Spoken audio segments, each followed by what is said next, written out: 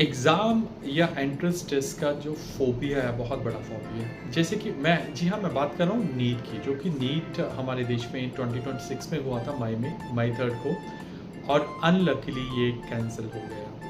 Cancel हो गया, reason multiple हैं। कुछ लोग कहते हैं कि like it was a wrong marking, कुछ बोल रहे हैं कि जो एग्ज़ाम सेट किया गया था वो ठीक नहीं था, या कुछ ब्ला ब्ला ब्ला। रीज़न कोई भी हो, बट अल्टीमेटली स्टूडेंट्स के लिए ये एक लॉस की बात है, स्पेशली उन स्टूडेंट्स ने जिन्होंने बहुत देर लगा के बहुत मेहनत की थी, कोचिंग फ़ी दी थी, अपना टाइम स्पेंड किया था, but at the end of the day exam देने के बाद भी जो है एग्ज़ाम वो कैंसिल कर दिया गया। नेक्स्ट फिर से उन्हें अपीयर होना पड़ेगा। It may be 1 month, it may be 15 days, 2 months, God knows कि कितना टाइम लगता है, बट स्टिल एग्ज़ाम फोबिया जो कि 2 मई को बहुत ज़्यादा था और 3 मई शाम तक रिड्यूस हो गया था, फिर से एग्ज़ाम होने वाला है जब भी उनका टेस्ट होगा। Now the purpose of making this video is कि इस एग्ज़ाम फोबिया से बचना कैसे है।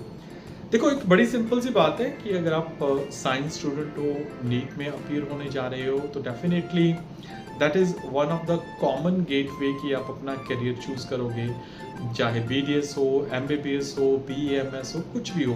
तो definitely NEET is a compulsory say that a thing that you can not avoid, जिसको आप अवॉइड कर ही नहीं सकते हो। तो नाउ अभी नीट कैंसिल हो गया, फिर से देना पड़ेगा। तो ये वीडियो में मैं आपको कुछ मोटिवेट करने की कोशिश करूँगा कि कैसे आप नीट के लिए मोटिवेट हो सकते हो। देखो, बड़ी सिंपल सी बात है, जो तो स्टूडेंट्स हैं मेडिकल के, लाइक फिजिक्स, केमिस्ट्री और biology, again like they have to study all subjects, +1 +2 दोनों की एग्ज़ाम्स की बुक्स जो है उनको पढ़नी पड़ेंगी।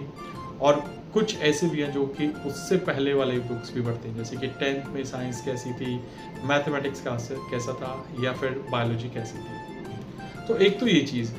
दूसरी कॉमन चीज़ ये है कि लाइक अभी एग्ज़ाम आपका कैंसिल हो गया, तो ये देयर इज़ नो अल्टरनेट। आप ये नहीं बोल सकते कि नेक्स्ट टाइम आप एग्ज़ाम में अपीयर नहीं हो गए। आप ये नहीं बोल सकते कि आपको टेस्ट देना ही नहीं है। अगर आप PCM में हो तो आपको नीट का टेस्ट देना ही पड़ेगा। कटआउट स्कोर जो मर्जी हो, वो बात की बात है। अब प्रिपेयर करना होगा। सबसे पहले तो ये बात कि जब एग्ज़ाम की डेट जो है वो रिलीज़ होगी, यू मस्ट सी कि आपके पास टाइम कितना है। तो अभी ये एक इम्पॉर्टेंट एस्पेक्ट है। नीट का एग्ज़ाम जिन बच्चों ने पहले दिया था, तो उन बच्चों को फॉर्मेट पता है कि एग्ज़ाम कैसे आता है, they know how to prepare well. अच्छा, बहुत सारे बच्चे ऐसे भी थे जिनसे जब मैंने आफ्टर एग्ज़ाम बात की, तो उन्होंने ये बताया कि सर, हमें एग्ज़ाम देने के बाद ये चीज़ पता चली है कि एक्चुअल में जो आपकी प्रैक्टिस है वो कितने घंटे की होनी चाहिए, सेल्फ प्रैक्टिस कितनी होनी चाहिए, एक्स्ट्रा क्लासेस लेनी चाहिए या नहीं लेनी चाहिए, उसके ड्रॉबैक, उसके बेनिफिट।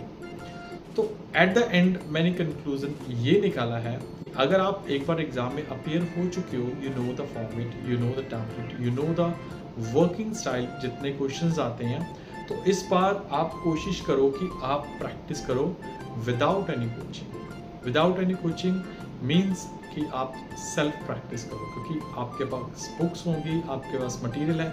अगर आपने कोई ना कोई कोचिंग ज्वाइन करी होगी तो उसमें आपके पास नोट्स भी होंगे, तो आप उन नोट से, उन बुक से प्रैक्टिस करो, सेल्फ प्रैक्टिस करो, और ये देखते जाओ कि आपको एक क्वेश्चन कितने टाइम में सॉल्व करना है, whether it's 1 minute, less than 1 minute, या मोर देन 1 मिनट। क्योंकि एग्ज़ाम में सबसे बड़ा, एंट्रेंस एग्ज़ाम में सबसे बड़ा फोबिया यही होता है कि बहुत सारे स्टूडेंट बोलते हैं कि सर टाइम कम हो गया था, टाइम कम था, so that's why I was not able to complete that. तो उस टाइम को कवर अप करो, स्टॉप वॉच लगाओ। स्टॉप वॉच लगाने से आपको ये पता चल जाएगा कि आप किस क्वेश्चंस को कितना टाइम देते हो। एंड सेकंड थिंग इज, आपका वीक पॉइंट कौन सा है। वो weak point means to say that क्या आप केमिस्ट्री में वीक हो, केमिस्ट्री में हो तो ऑर्गेनिक, इनऑर्गेनिक, फिजिकल केमिस्ट्री है।